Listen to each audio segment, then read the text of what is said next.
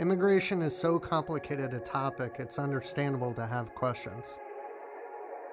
Some say there are reasonable answers which contain nuance and are steeped in facts as well as compassion. There are others who say facts aren't facts.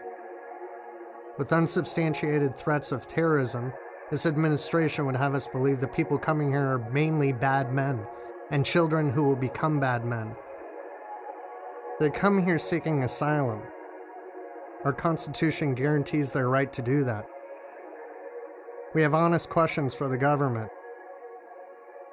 Our government is unfortunately run by people who do not have honest answers for us. October 12th, you made remarks to the Executive Office for Immigration Review, and you stated how the immigration court system is being gamed in many ways. Today, you mentioned again about the credible fear process being abused. Is it your belief that Congress should act to enhance the credible fear standard? And if we do that, what impact would it have on fraudulent and dilatory claims filed in immigration courts? It could have a very significant impact. We have about 90% of the people who make those claims are referred for some sort of hearing. Many of those are quickly determined not to be substantial.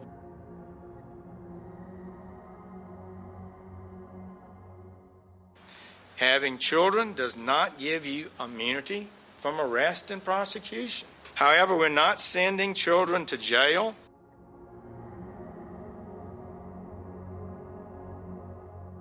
So I want to ask you, what stood out the most to you in covering the story? So you go to the border, and if you talk to Border Patrol, which I did, standing on the banks of the Rio Grande, you can't overstate the magnitude of the problem they're dealing with. There is a large surge, right? Their concern at the border is, how do we stop the surge? That's all they're focused on.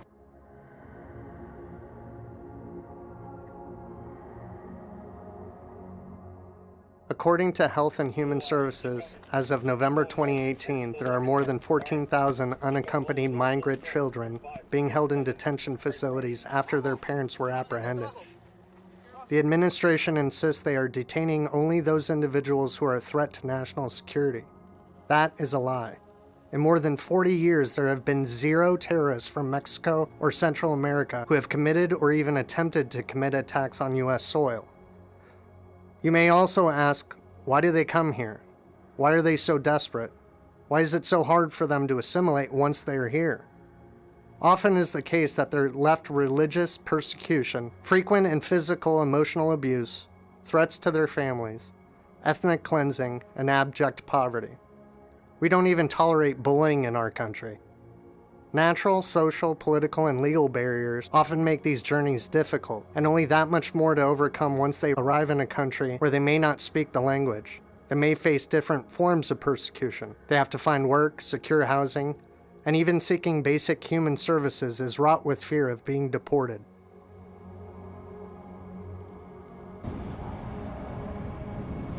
Though men far outnumber the deaths in total, men are not being killed in the same percentage for their sex, their religion, their ethnicity, or their political beliefs.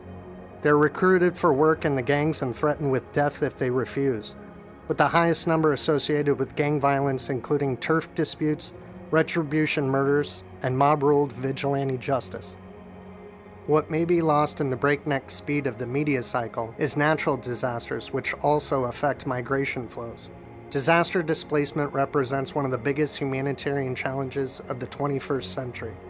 Between 2008 and 2014, 185 million people were forced to flee their homes due to floods, earthquakes, tropical storms, and volcanic eruptions. Slow onset emergencies such as drought and erosion are also becoming more frequent. Nepal, Brazil, Haiti, Honduras, Guatemala, and Malawi have all experienced natural disasters that led to thousands of people coming to the U.S. for refuge because of food insecurity, economic disparity, and unemployment. So you may ask, why are there so many women with children? The majority of them are escaping ever-increasing levels of violence against them for little other reason than they are women. During the Guatemalan Civil War, which ended in 1996, rape was used as a weapon of war. Femicide remains a serious present danger. Though the exact number is unknown, approximately 600 women are murdered in Guatemala every year, and more than 800 in El Salvador. Girls young as infants are used as drug mules, while teens and older women what amounts to slave and sex work. Few perpetrators ever face justice, and the local policemen are often paid off by the gangs for their cooperation and information. These women do not have a choice but to leave and to do it quickly, or their children may not come home or be lost forever. Gang members take revenge for those who are even related to rival gang members. Women who speak up or report such crimes are targeted and deemed troublemakers by those in the justice system, as well as locals who wish to appear agreeable by the persecutors. The unofficial policy being actualized by this administration is causing real, long-term harm for a short-term and barely veiled political argument. An argument of ends that simply do not justify the means.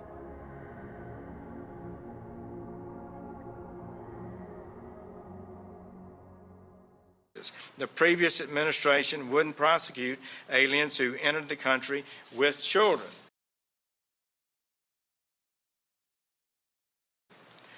It was de facto open borders if you came with children.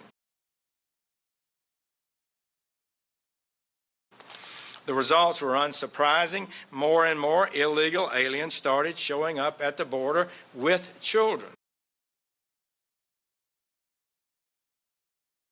And I would cite you to the Apostle Paul and his clear and wise command in Romans 13 to obey the laws of the government, because God has ordained the government for his purpose. Religion has been used to justify political arguments for millennia.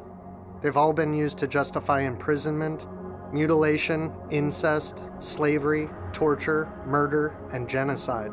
But history and truth are not this president's concern. I would build a great wall. I will have Mexico pay for that wall.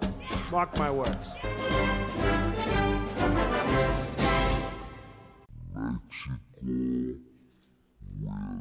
Donald, under no circumstances will we pay for this stupid, useless, racist monument.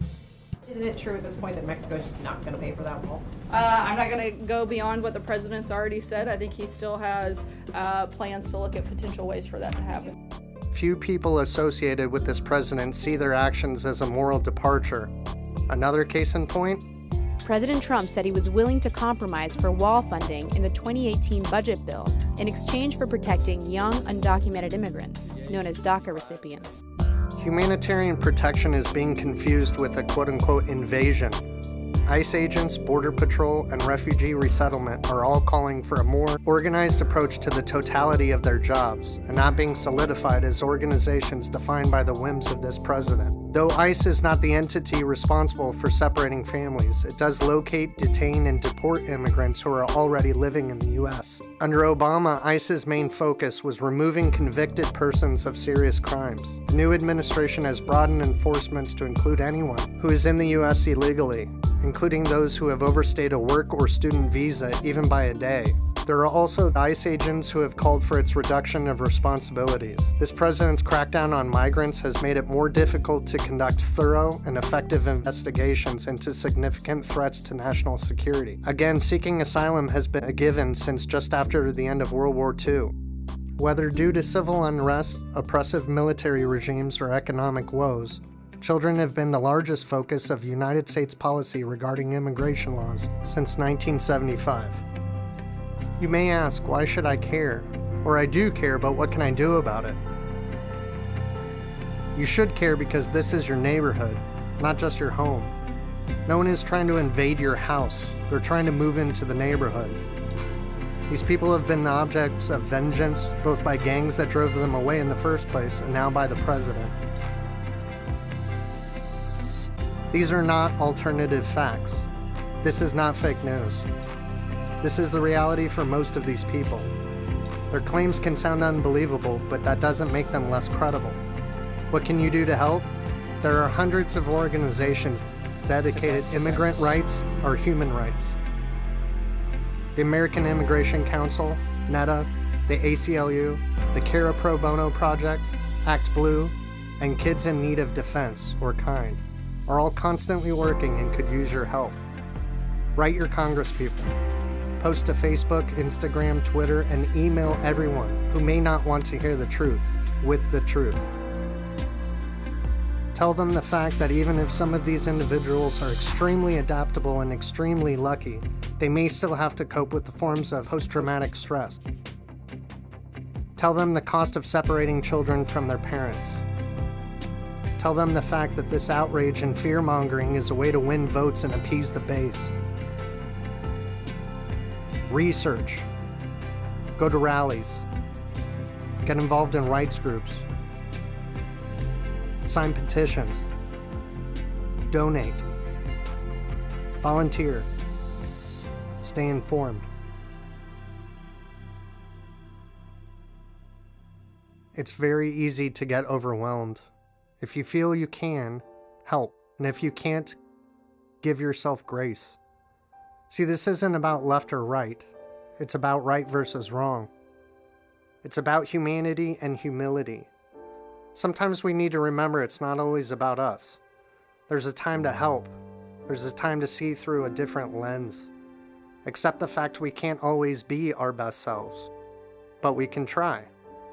We can focus on what's real and not solely on what our emotions drive us to do.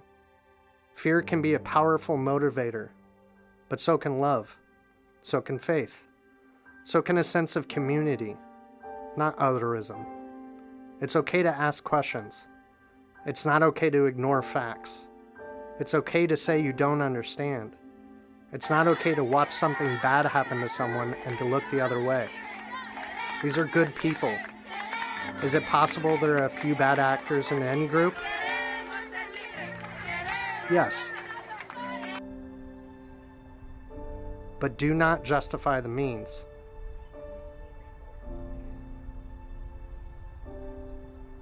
Where we are screening people for credible fear. As a result, those screenings are getting conducted actually quite expeditiously.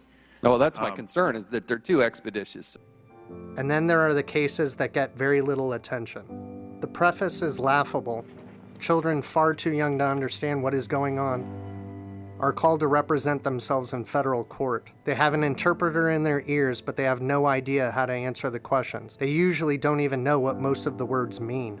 Are you a little nervous this morning? See? Do you understand what these proceedings here in court are all about? You know what a lawyer is? No? Do you have a lawyer? No? As their answers are not substantiating their parents' claims of asylum, they're usually sent back to their country of origin, with or without their parents.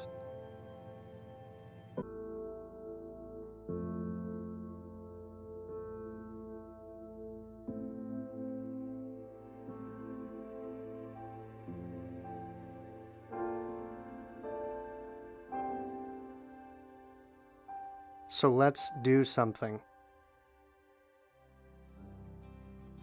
The next time you're driving around, asking questions, remember there are answers. There are people who made those answers possible. They were in another country, and for whatever reason they came here. It may have been your parents, and now you're here, and your children are here. The world is a more intimate place because of it. So remember to share the love by sharing the facts about immigration. Fear not. Accept the diversity and speak up for the voiceless. Think humility. Think context.